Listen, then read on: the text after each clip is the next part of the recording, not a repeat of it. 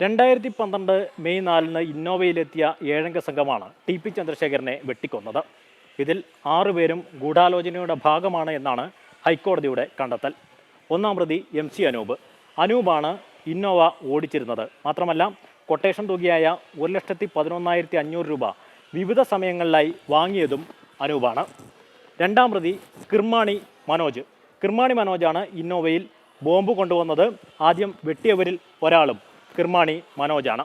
മൂന്നാം പ്രതി കൊടിസുനി ഇന്നോവയിൽ രണ്ടാമത്തെ വരി സീറ്റിൽ ഇടതുഭാഗത്ത് ഇരുന്നയാളാണ്. ഈ കൊലയാളി സംഘത്തിലെ മുഖ്യപ്രതിയാണ് കൊടിസുനി. നാലാം പ്രതി ടി കെ രജീഷ് ഈ കൃത്യം ചെയ്യാൻ വേണ്ടി മാത്രം മുംബൈയിൽ നിന്ന് വന്നതാണ്. ഇവരുടെയൊക്കെ സുഹൃത്താണ്. കൃത്യം ചെയ്തതിനു ശേഷം മടങ്ങാനായിരുന്നു പദ്ധതി. അതിനിടയിലാണ് പിടിയിലായത്.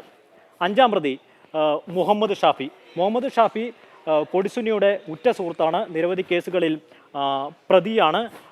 മാത്രമല്ല ചൊക്ലിയിൽ നടന്ന ഗൂഢാലോചനയിൽ ഉൾപ്പെടെ മുഹമ്മദ് ഷാഫി പ്രതിയുമാണ്.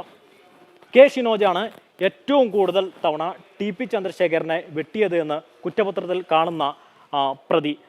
മാഹി ഇരട്ടക്കൊലപാതകത്തിലടക്കം കെ ഷിനോജ് പ്രതിയാണ്.